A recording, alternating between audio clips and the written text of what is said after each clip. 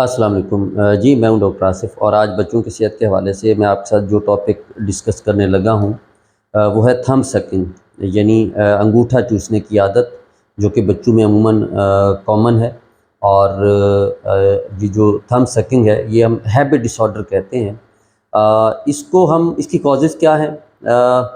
اس میں کیا پیچیدگیاں ہو سکتی ہیں، اور اس کو اپنے کیسے مینیج کرنا ہے، ٹھیک کرنا ہے، آج کی ہماری ڈسکشن اس سے ریلیٹڈ ہوگی۔ پیدائش کے بعد بچے میں جو ہیلدی ریفلیکسز ہوتے ہیں اس میں سے ایک ریفلیکس سکنگ بھی ہوتا ہے۔ قدرت کی طرف سے یہ ریفلیکس بچے کو ملتا ہے، اور اس سے بچہ اپنی فیڈ جو ہے نا وہ اس کو پورا کرتا ہے، فیڈ لیتا ہے۔ پھر 6 مہینے کی ایج پہ آ کے بچے میں ساتھ ٹیدنگ کا پروسیس، دانت نکلنے کا عمل شروع ہو جاتا ہے۔ اسی دوران میں بچہ جو ہے اس کی ایک ہیبٹ، یہ بھی اس کی ایک ڈیولپمنٹل پروسیس یہ بھی ہوتا ہے کہ وہ اپنا انگوٹھا یا ہاتھ وہ بھی منہ میں، یا جو بھی چیز اس کے ہاتھ میں آتی ہے منہ میں لے جاتا ہے۔ اس دوران میں اگر اس کی ٹیدنگ کی وجہ سے پین ہو تو اپنے ہاتھ کو، انگلیوں کو جو ہے وہ منہ میں لے جاتا ہے اور اس کو چباتا ہے، جس سے اس کو سودنگ ایفیکٹ آتا ہے، اس کا جو ٹیدنگ پین ہے وہ تھوڑا سا ریلیو ملتا ہے اس میں اس کو۔ پھر اس دوران میں اگر بچہ جو ہے وہ اس کو ٹائم سے فیڈ نہ ملے، دودھ نہ ملے، تو وہ اپنی اس فیڈ کے لیے پھر اپنے ہاتھ کو یا پھر انگلیوں کو چوسنا، اور پھر انگوٹھے کو چوسنا شروع کر دیتا ہے اپنی ہنگر کو سیٹسفائی کرنے کے لیے۔ اور پھر یہ with the passage of time یہ چیز جو ہے وہ اس کی ہیبٹ میں ڈیولپ ہو جاتی ہے، اور بچہ جو ہے وہ تھم سکنگ کی طرف آ جاتا ہے۔ زیادہ تر بچوں میں تو یہ تھم سکنگ 3 سال کی عمر سے پہلے عموماً سیٹل ہو جاتی ہے۔ شرط یہ ہے کہ اس میں بچے کو آپ ٹائملی جو ہے وہ فیڈ کرائیں، کھانا دیں، اور پھر یہ ہے کہ انٹروین کریں تھوڑا بہت ساتھ۔ مثال کے طور پر جیسے ہی منہ میں بچہ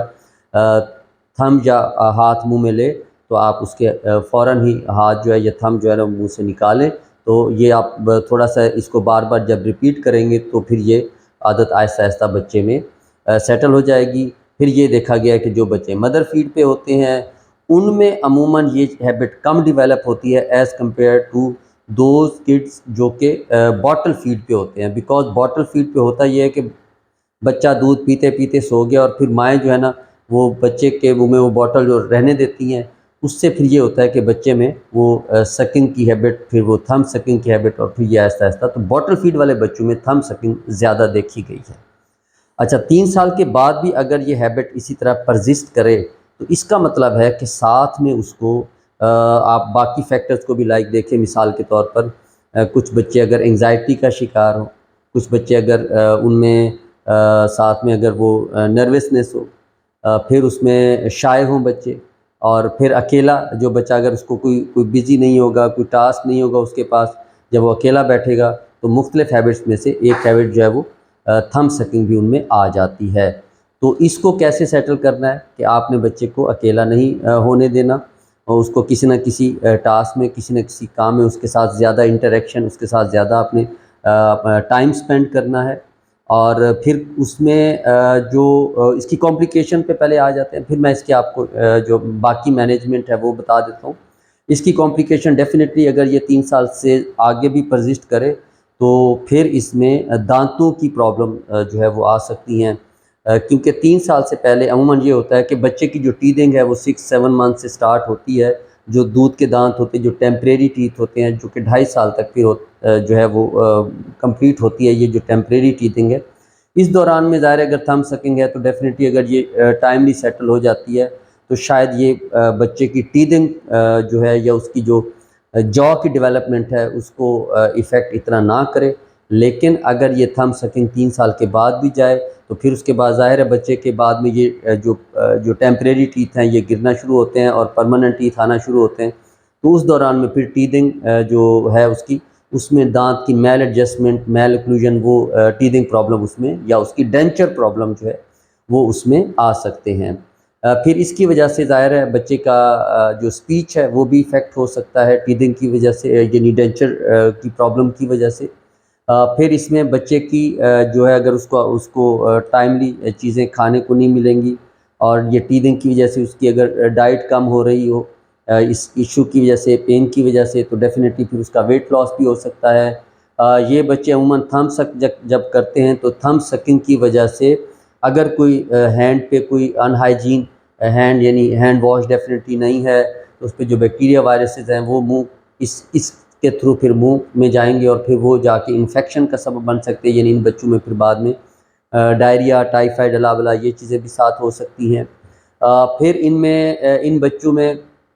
جو تھم انجری ہے، یعنی بار بار تھم منہ میں لے جانے سے تھم انجری، یعنی جو ہاتھ ہے، جو انگوٹھا ہے وہ اس پہ زخم بھی بن سکتے ہیں۔ تو یہ بہت سارے فیکٹرز پھر اس میں ایڈ اپ ہو جاتے ہیں، بہت ساری کمپلیکیشنز جو ہے نا وہ پھر اس میں ایڈ اپ ہو جاتی ہیں۔ سو اس کے لیے پھر آپ کو ٹائملی انٹروین کرنا ہے۔ اب اس میں انٹروین کیا کرنا ہے؟ اس کی انٹروینشن میں یہ ہے کہ سب سے امپورٹنٹ بات یہ ہے کہ بچے کو آپ نے سب سے پہلے تو یہ کہ ڈانٹنا نہیں ہے، یعنی ایسا نہیں ہے کہ وہ تھم سک کرے تو آپ نے اس کو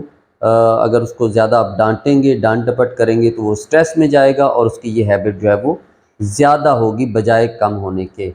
تو اس میں مختلف چیزیں ہیں، مثال کے طور پر آپ بچے کو بزی رکھیں، مثال کے طور پر آپ بچے کو ایک موٹیویشنل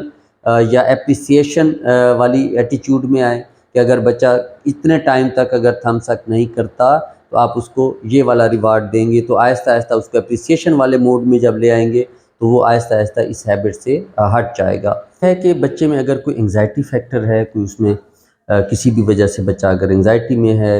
نروس ہے، پریشان ہے، تو ڈیفینیٹلی آپ نے پھر اس انگزائٹی کو بھی دیکھنا ہے کہ وہ کس وجہ سے پریشان ہے اور اس کو بھی آپ نے سیٹل کرنا ہے۔ پھر یہ کہ کچھ لوگ یہاں پہ کچھ باندھ دیتے ہیں یا کچھ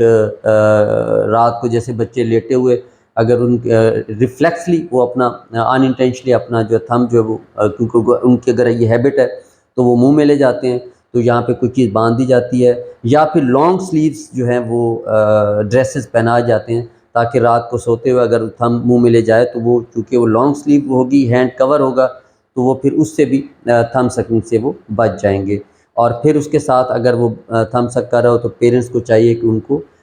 فوراً ہی ان کو اس چیز سے یعنی تھم سک جب کرے اس سے ان کے ہاتھ جو ہے یا تھم جو ہے وہ منہ سے نکال دیں۔ آپ یہ والا پروسیس بھی بار بار کریں گے تو with the passage of time جو بچہ جو ہے وہ یہ والی چیز چھوڑ دے گا۔ یعنی اس میں ان شارٹ آپ نے بچے کو ڈانٹ ڈپٹ زیادہ نہیں کرنی، بلکہ ایک اچھے ایک موٹیویشنل یا ایک اپریسیشن والی جو ہے وہ اس سٹائل میں آپ نے آنا ہے۔ اینی ہاؤ یہ کچھ باتیں تھیں بچوں کے تھم سکنگ کے حوالے سے، تو ہوپ سو کہ آپ کو بہت سارا اس ویڈیو سے بینیفٹ ہوا ہوگا۔ مزید بھی اگر کوئی کویسچن یا کوئی ایسی بات آپ کے ذہن میں ہو تو آپ کمنٹ کر سکتے ہیں۔ اپنا خیال رکھیے گا۔ اللہ حافظ۔